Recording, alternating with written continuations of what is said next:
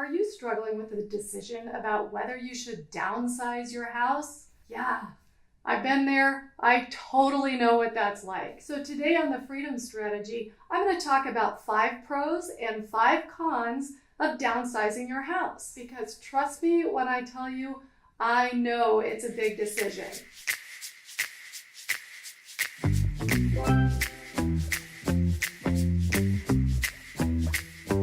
Here on the Freedom Strategy, I am all about helping you live your life, your dreams, your way.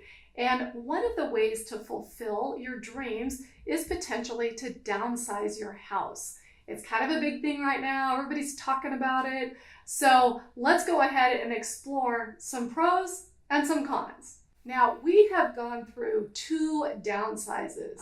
We got a lot of kids, like probably way too many kids. But as they've gotten older and gone off to college and gone off on their own, we have been able to downsize. And that is one very common reason people do consider downsizing.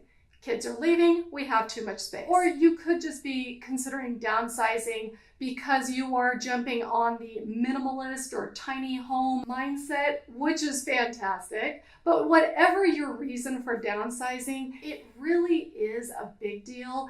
And hopefully you'll go through the entire analysis before you finally make that decision. Now, I obviously had to decide what to do with my husband.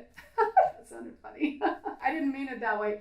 What I meant was my husband and I together had to decide whether it was time for us to downsize. So we jumped in together. He wrote his pros and cons. I wrote mine. Most of them overlapped. Some of them didn't. So let me go through the top 5 that we came up with. Top 5 pros to downsizing. Cost. I mean, to us, that was pretty obvious. The first downsize we did, we went from a 5,000 square foot house to a 3,000 square foot house, and it was significantly cheaper. And one of the reasons we chose to do that at that time was because that's when I thankfully quit corporate life and was able to start my own online business. And the way to do that and make it a lot less stressful is to downsize the house, which downsized our costs. So that was a pretty strong motivator for both of us. I was ready to do my own thing, and he likes to make me happy. So for us, it worked. Another pro that became very obvious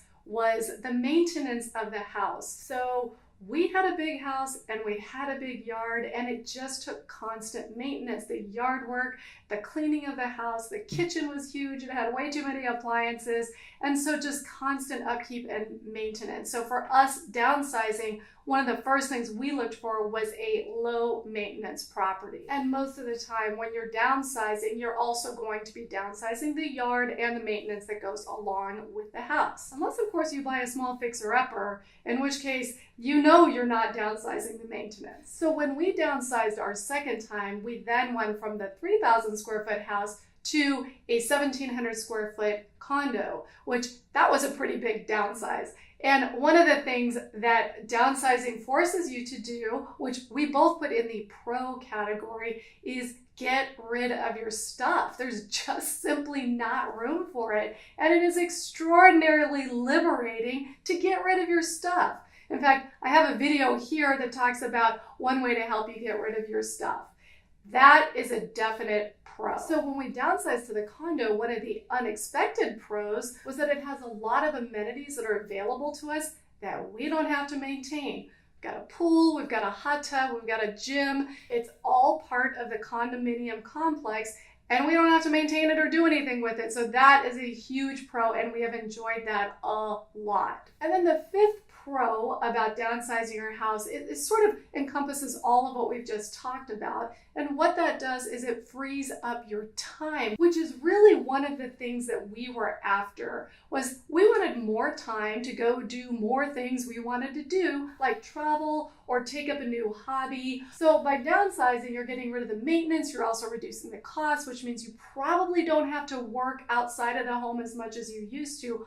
All of those things together give you more time to do more of the things you want to do to enjoy your life and your dreams. So combining our 2 lists of pros, those were the top 5 we came up with, and hopefully some of those resonate with you. Now let's get to the cons. Yep, there are definitely some cons. One of the cons that we discussed was that we really can't have family come stay with us anymore because we don't have the space. I'm really not sure if that's a con, or maybe that could be put into the pro category.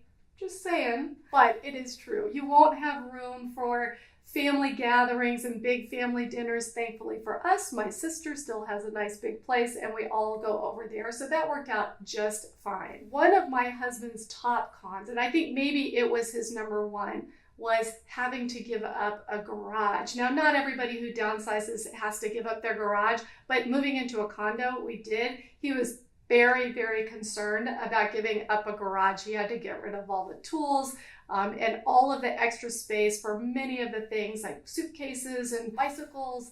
And he was very concerned about that. I will say, at the end of the day, we've now been in the condo for 2 years. He actually really likes not having a garage. So again, what we thought was a con actually kind of isn't, but it might be for some of you, particularly you men. I do know how you guys are about the garage, but it might not be as bad as you think. All right, another con that I actually did also have on the pro list is you really do have to get rid of your stuff, and that can be very difficult. I'm not a super sentimental person, so for me, I did not have boxes and boxes of mementos and things that were difficult for me to get rid of, but many, many people are. I know I'm probably the minority, but it is hard to get rid of a lot of the personal things that you have an emotional attachment to, and frankly, you have to do it. There's really nowhere else to put it. If you box it all up and put it in storage, you're really not going to be saving any money because storage is darned expensive. So another con that we discovered was that you really do have to be very organized if you're going to live in a small space. Now, I'm a pretty organized person, but there was nothing compared to what I have to be now. When we moved from originally just over 5,000 square foot house to now 1,700 square feet, there's a lot of condensing that goes on, and every single thing needs its place and its spot. And if it doesn't have one, it doesn't come into the condo, and you've got to get rid of it. So being organized is very, very important if you're going to live in a small space and you don't want it to be full of clutter and junk. And finally, a con that you maybe should consider is if you're downsizing with a spouse or a partner, you really do have to like each other. Now, that was not an issue for us. It all has worked out really great, but you really are kind of on top of each other all the time. And I'm not saying in that kind of way, but you really do have to respect each other's personal space. And when you're in a tiny environment, sometimes it's a little hard. You're tripping all over each other trying to get stuff done. So make sure you like your partner or your spouse before you move into a tiny house or condominium with him or her. So those are the primary pros and cons that we came up with on our list. I'm certain you might have some different ones. My action step to help you guys make this decision is get out a piece of paper. One of you, if it's just one of you, or both of you, if it's two of you, and write these things down. And actually, as you analyze them, they may not be as big a hurdle as you thought that they once were. And hopefully it'll just help you come to a decision. Downsizing is not for everyone. I can tell you for us, we love it. We're very excited to have done it, and it really has given us all of what we hoped it would. So leave a comment below about your thoughts on downsizing, and if you've done it, what your experience has been. Would you go back? Would you upsize? I do know people do that as well. And if you want some more information about how to live your life, your dreams, your way, go ahead and subscribe. I've got lots of videos out there, and I've got lots more coming.